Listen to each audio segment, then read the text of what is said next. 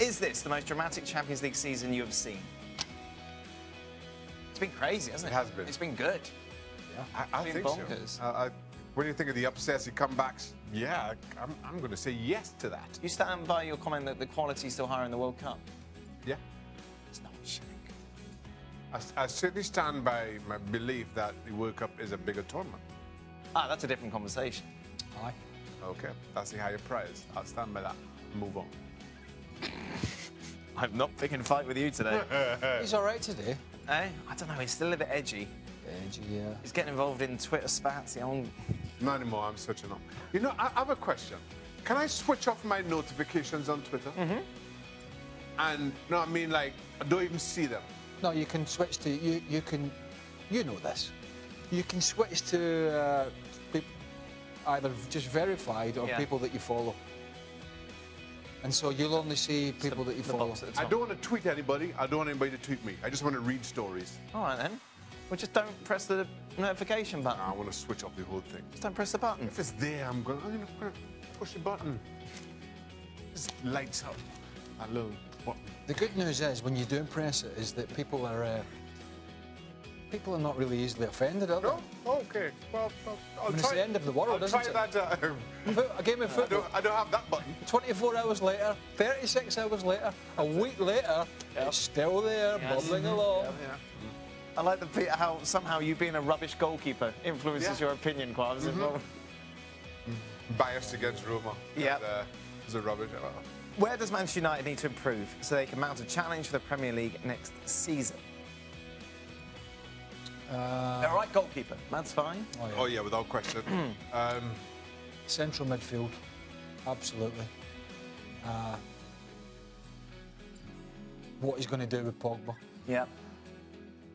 I think a real dynamic central midfielder in there that possibly could play alongside Matic, but get forward and just be dynamic and allow Pogba some different roles. How big would you go for Bale if you were United in the summer? If I was convinced that he wasn't any long-term injury issues, because he has had some, then absolutely. Because the one thing that they lack to their game at times, and they shouldn't really, because they have got quick players, is pace. They, in my opinion, could do with injecting more pace into the game in general. And it's surprising to say that, because, you know, Rashford's quick, Martial's quick, Lingard's quite quick, Lukaku's, you know, quite quick. So they have got the pacey players, but I do think if they get a Bale and Mourinho gets on the front foot more, that will help them. I mean, I'm tempted to agree with you in that when you see United play, you just feel... I'm tempted. No, my point is, when you see United, when you see United play, you're tempted to... Just say that when you go home and the kids... Let me finish my thought. Hold on, this is where it all started going wrong yesterday. One of your 16 kids runs in. All right, 5. You got a few. And they go like that. Not today! Not today! Not... And then you get to the wife, you go... I know. But he goes all Caribbean as well when he gets angry, doesn't he? I was saying something. Sorry. Right, don't interrupt me. That's how it started on Raffle yesterday. So you partly agreed with me.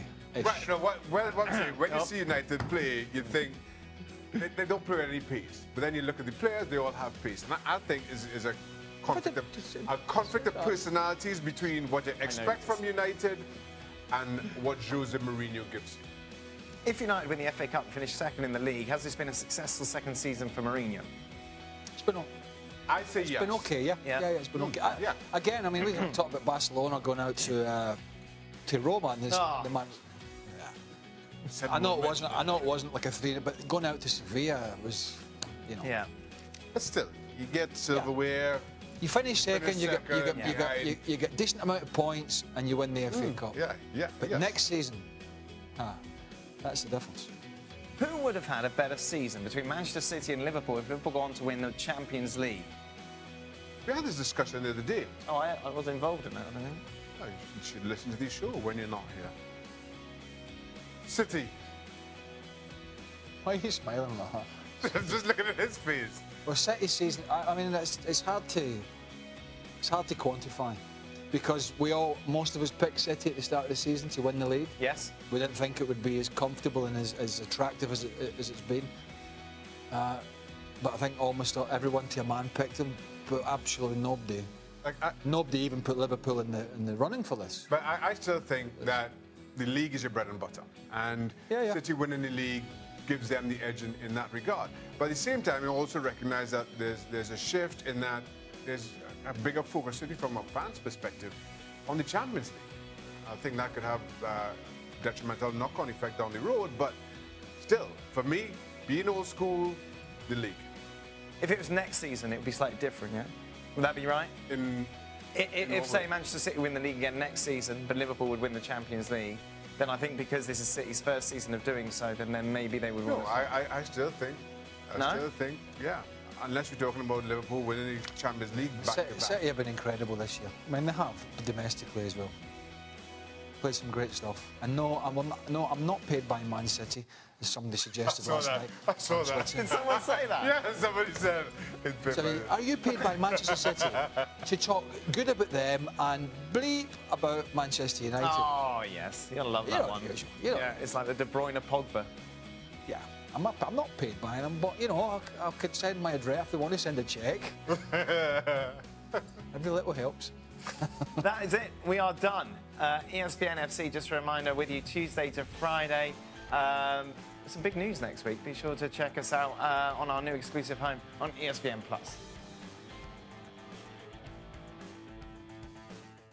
If you've missed the last couple of shows, it's been quite interesting regarding Roma. After their exit in the Champions League to Liverpool, Roma fans, the Roma president, the Roma Twitter account, not happy with comments made on this show regarding the way in which they went out. I imagine, Craig, your Twitter notifications has been as busy as the rest of ours. Well, as you know, I was off yesterday, because I'm normally off, and usually off on a Thursday. There was no conspiracy of why I wasn't hiding from anybody. I wasn't hiding from anybody, like quaking in my boots, not wanting to come on. But yeah, I saw you the show yesterday, and you boys went at it. Shaka, you, Stevie, Gab. It's quite incredible, really. I mean, the whinging and crying from the Italian perspective at the moment is quite scary. If there was a World Cup for this summer, they'd win it. The Italians would win the whinging and crying and moaning World Cup. And that's another thing. They're not even going to the World Cup, right? Who are they blaming for that? Who are the Italians blaming for little old Sweden, who are workmanlike and pretty mediocre, knocking them out? Is that UEFA's fault? Is that VAR's fault? It's not even a month, Daniel, since we sat here, and even Buffon's biggest fan, Xhaka, couldn't defend him when Juve moaned and groaned about the decision at the end of the game where Michael Oliver rightly gave a penalty and rightly sent off Gianluigi Buffon. What the hell would VAR made a difference from that? And now we move ahead to Roma, right? And in all the talk about VAR and decisions, and there were some bad decisions in the game in Rome that went against Rome for sure. 2 or 3 went against Liverpool on that night as well. Florenzi should have been sent off. Mane should have had a penalty in the first 15 minutes. The Clavan penalty at the end was never a penalty. So there was decisions that went against them. But we are forgetting here that they were abysmal. They're not out of this competition because of the referee in Rome. They're out because they were abysmal, atrocious at Anfield. They were 5-0 down, and we were sitting watching the game, scratching our heads going, how's this not 8? Every time Liverpool got the ball, they looked like they were going to score a goal. If Mane had his boots in the right foot, it would have been 8. So if they're going to blame anybody, they have to look at the coach, and they've got to look at their players for the performance they put on at Anfield. It was atrocious, and that's why they went out. But Roma supporters would say to you, in defence of that, say, yeah, but we deserve some credit. Look, we were down and out, we fought back, we were 1 goal away from forcing extra time. We deserve credit for that. Yeah, OK, that's fine. I'll say, maybe in saying, well, they're not that good. Maybe they've got some good players. Dzeko, I think, being the best. They've got some good players. But you're not that good a team if you are getting such a whipping at Anfield that it could have been 7 or 8, right? You're just not. In the last 4, they were the worst of the best teams. That's what they were. They were the weakest team in the last 4, and that is why they're out. Now, I understand they're frustrated. I understand the owner's frustrated, the manager, the players, the fans. I get it. I get it. But look at the bigger picture. The bigger picture is you had to go away from home, like some great old Italian teams have done in the past, and drag out a result. They got smashed, right? OK, they let back in the end, but they got absolutely smashed at Anfield. And that is why they're out. Not a UEFA conspiracy, not a referee's conspiracy. It's nothing against the Italians. They need to wake up over there in Italy and stop trying to blame everybody else. Their teams are out of Europe, their country's not going to the World Cup, and they need to look in before they look out. Here's the thing for me, and yes, absolutely, Roma deserve an awful lot of credit for this run, more so than anything else. Probably to start the Champions League, people didn't think Roma would get out of the group stage. Nobody expected them to get through against Barcelona and then come this close against Liverpool. Yet here we are, instead of celebrating Roma pulling up trees as they have, we are discussing whether there's a conspiracy theory against not just Roma, but all Italian clubs. We are discussing whether Pallotta has something against Infantino. And the discussion is now bordering on the absolute ridiculous from a Roma perspective. And they brought this on themselves. And to Craig's point, now I'm wondering if, because Italy aren't in the World Cup, Italian football this season, this year, is being defined by what happens in the Champions League. Hence the reaction of Juventus is going out against Real Madrid. Hence the reaction yet again.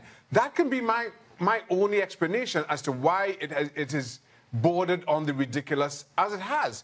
Because otherwise, regardless of who the team is, regardless of what country they come from, anybody else getting this kind of criticism, I don't think we certainly would have been seeing this kind of backlash on social media. This narrative that flies around and it's, I don't know if it's just social media, but, you know, you see some of the things that go on in social media in general life, and you think, are people really tweeting these things? And I'm not talking about football.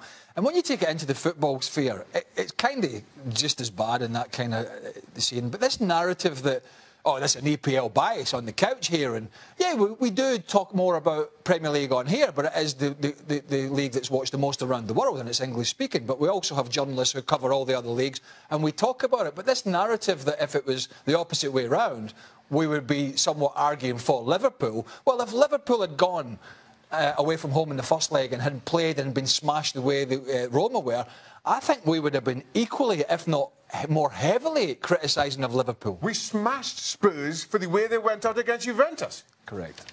But it's a narrative. It's not. There's no conspiracy. It's down to you guys. Liverpool's recent poor run in the league means that it does take a little bit of an extra twist. Chelsea underdogs, in fact, despite the fact it's at the bridge, according to the SBI, 35% to get the win. Of course, that would close the gap on Liverpool with regards to Champions League football. Currently, it is 5 points that separate the two. But Chelsea do have a game in hand. So for Liverpool, it's all about, I suppose, that final game against Brighton. If they can get something from that, they're fine. Well, I forget, I mean, obviously they win at the weekend. Oh, of course. Right, that's it. But I think that's why Klopp was so animated in the last league game at home against Stoke City. You know, and obviously there was the incident where he didn't shake two of the officials' hands, where he thought he had a penalty, because he knew that, or he knows it could be close, depending if that result goes against him. He's got to shake down his team after the hard game in Rome. Could be some injuries, and he's got to protect for the end of the season as well. So it's quite a difficult juggling act for the Liverpool manager. As much as a juggling act, Klopp also knows that you can't switch good form on and off. You can't just focus on the Champions League and then put in half-hearted performances in the league. And that's a concern to keep the team ticking over at the very least. Quite clear this is a game that Chelsea have to win, but you look at Chelsea, despite the run of good form of late, still, dating back to November, they've got only a couple draws against Arsenal to show in terms of results against top 6 teams. I think Liverpool go and get the result at the bridge. I don't think Chelsea get in the top 4 now. I would be surprised. PSG took part in a 2-2 draw against Amiens on a Friday night. 20 points clear they are as it stands over Lyon in second. Of course, already crowned champions. Interesting quotes from Unai Emery talking about Neymar this week, saying, "My opinion is that PSG leader is Neymar, or more precisely, will be called Neymar because he is in the process of becoming that. He said he was talking in the past, and Barcelona, Lionel Messi's in charge. Real Madrid, Perez is in charge. And at Atleti, it's Simeone who's in charge. And he feels in this process, Neymar will eventually be in charge of PSG. What the hell is he talking about? Seriously? Seriously, this is what he said. The lunatics are running the asylum. Literally. Come on, he's already doing what he wants and jaunting off everywhere and back to Brazil to get fit. That's his choice now. But you can't have... And by the way, he's no Lionel Messi, is he? No. Not yet. No. Probably never. So, I don't know. They need people in there that are strong and that can have an element of control. Can they, though, Shane? Emery knows he's working to this club, and it seems that he's pretty much saying, look, this is what's going to happen. Look, on the one hand, you know, maybe it can work. I don't see Neymar as being Lionel Messi, both on the field or off it. Yeah. So I think it's a disaster waiting to happen here. And as much as I interpret this as Unai Emery trying to dig himself out of a mess that I think he played a part in creating, spoke very early on with the whole Neymar Cavani thing, and now it's just snowballed.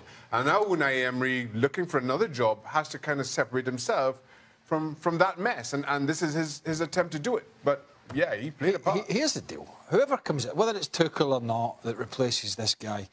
Here's the deal: you come in, you get him in the room, you say, look, you're clearly the big star. We're going to try and build around you. Are you with me? Are you not?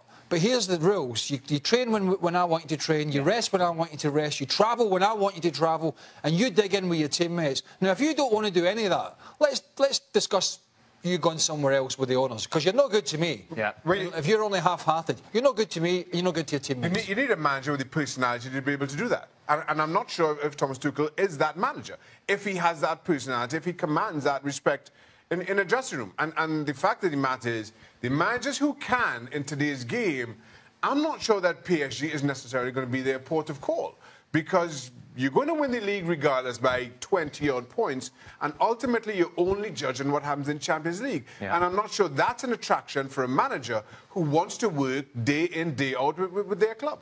It's El Clasico this weekend as Barcelona entertain Real Madrid at the Camp Nou. Barca, though, of course, already crowned champions. Real Madrid guaranteed a Champions League spot next season. So as we welcome Sid Lowe to the show, as we take a look at the SPI, Sid, Barca favourites 50%, Real Madrid 30%. Barca, this is a weird game, isn't it? Because for a Clasico, it just feels very, very underwhelming. It does, and it's true that some of the build-up that you normally have for the Clasico just hasn't happened this week because, of course, the focus has been on Real Madrid's Champions League semi-final instead.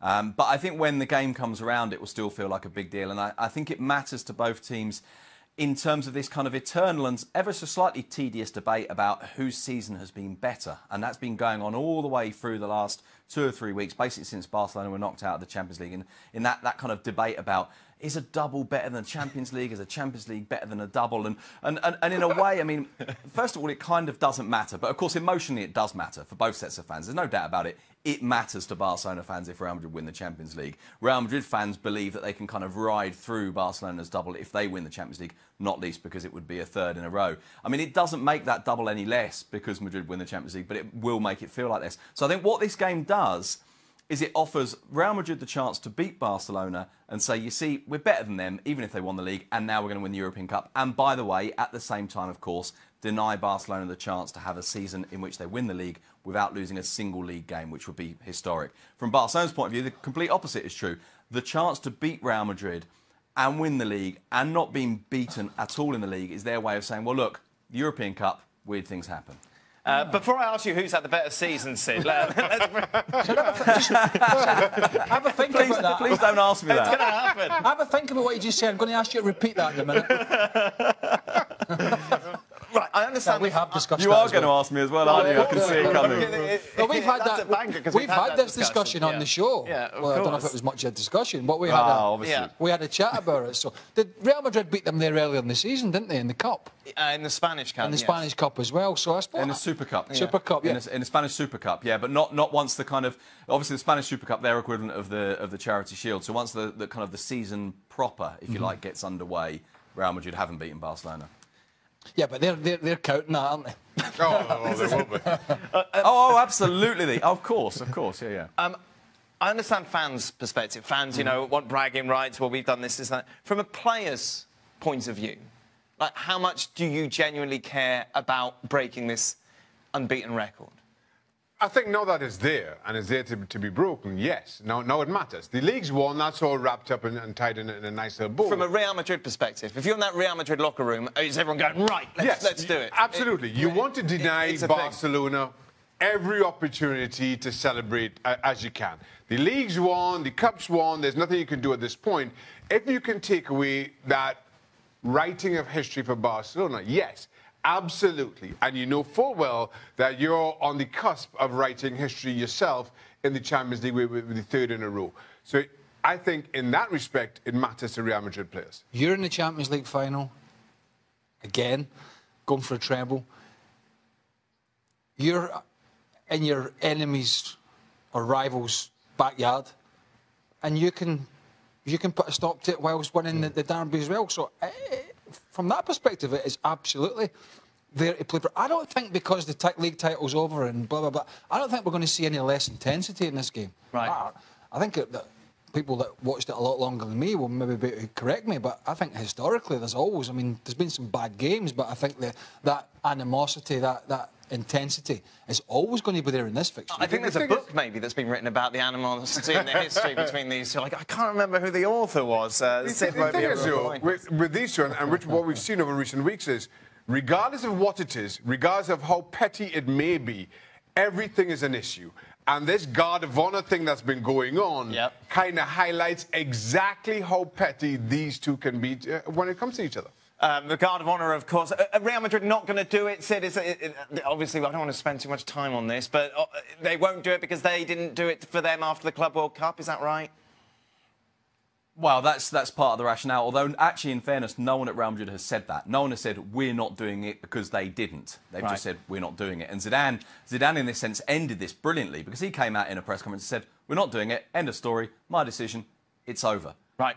And for about a day, people stopped talking about it. Oh, but then they brought it back up. Like Sid, who has had the better season? But in all seriousness, you spent a lot of time in Madrid and a lot of time in Catalonia. Who's more jealous of who? I mean, look, it is true, I think, that there is a sense domestically in Spain that, look, one of these two teams should win the league and one of these two teams should win the cup. And so, therefore, that title doesn't feel like quite the huge thing that the Champions League feels like. And it's not just that Barcelona aren't going to win the Champions League, it's the way they were knocked out and then, of course, watching Real Madrid go on to do it. I think if Madrid were to win the Champions League, I think it would feel like their season was bigger and more historic. But in terms of, if you like, the kind of the merit of it, perhaps winning the... Oh, I don't know. Maybe the double is better in terms of the merit of it. But the Champions League, there's no doubt it's bigger. And people often say, you know, well, why is the Champions League bigger than La Liga? They both play in La Liga. Well, in a way, it's something very simple, isn't it? This is a scale. Spain is a country, Europe is a continent. And so, by definition, the continental tournament is bigger. Brighton guaranteed a Premier League football next season. Despite that defeat, Manchester United will finish, well, more than likely finish second this season. Obviously, we can't really read too much into this game, can we? I know, and hopefully we're not going to. Well, I think the only thing is look, you know, United FA Cup final at the end of the season against Chelsea. Be a fitting tribute for, I think, Ray Wilkins. I think they're planning that as well, so that's nice. They're looking forward to that. They are going to finish second, but it's what they're going to do next year. Who are they going to sign? Are things going to improve? Can they catch City? All these questions are going to be answered over the summer. I'm sure Mourinho will have some moans about trying to bring players in and I'm not getting this player and I'm not getting that. And we'll have all these storylines. As for Brighton, I just think Chris Hughton, for me, is one of those guys who's been at several clubs and always done a good job. And to keep Brighton in and to finish probably around mid-table is just an amazing job coming up from the Championship. Word on this, Shaq, from a United perspective, big deal or not? No, it's not a big deal at all. Their season will be defined. I still feel they finish second. Their season will be defined by the FA Cup. Time now for a bit of best of the week. Ooh. In In the 8 years I've worked with Shaka, he's never brought notes. Today, notes. We don't get to go home? No, we get great. to Jibber Jabber, which was someone's complaint on Twitter. Wasn't there a toy which was called a Jibber Jabber? Why are you You used to shake it and go jibber jabber, jibber jabber, jibber jabber. Like that. I think that's just you, Dan. I have a friend. Oh, good, good, Dan. Well done. I'm pleased for You you. got to fix your hair, Gab. It's all over the place, man. What's wrong with my hair? Well, Absolutely all over the show. But nobody will mention they've gone unbeaten. Of course If you mention it next week, I'll jump next year, I'll be straight down your throat. Do you know how many times I talk about the Invincibles? Many times. Nothing. Many None. times. People all they want to do is hark back. So we can't talk about history at all. What? Ali Moreno's just walked in. What kind of part-time thing is this? You can't just show up for extra time. Ah, you haven't got a mic on, so Form substitution. You're gonna have to use visuals. That's better. Oh yeah! hey! All those teams that we're talking about, all of them, they're terrible. Yeah. They are absolutely incredibly terrible. He's get on the phone. Give them some motivational Hey, guys. speaking now. You are terrible. I think I'm going to write a little message to Eleanor. Will you marry me? Some chest you've got on. Is that an extra small you've got on there? You wouldn't be able to see it on his muscles. It'd be like tiny wee, right? What are you doing make that face for, Gab? You after me or something? Every time I say something, you totally disagree with me. I mean, I've upset you. You upset me. He's always looking young like Superman. Oh. I like that a lot. Don't sit there and play the Barcelona card. Oh, this is great Barcelona. I love Barcelona, because you absolutely murdered them at the start of this season. Now all of a sudden it's like, oh, Barcelona, how great. When the glasses come out. It's about the extra gear back there. We'll be looking back at those comments that seemed to cause such a hullabaloo from yesterday's show. The Roma fans. Shakas, I'm sorry. This is what annoys people, right? It's Liverpool letting them back in because Roma are a bunch of stiffs. As Ali said the other night, they're no good at anything. Don't go there with me. Not today, Gab. It has been a feisty old day in this studio, which included the Shaka go to Gab, not today. He did do that. Yeah. He didn't do that. He didn't That's a show. That's No, your the shoulder was interpretation. definitely with that. No, not at all. You should have done that at the end.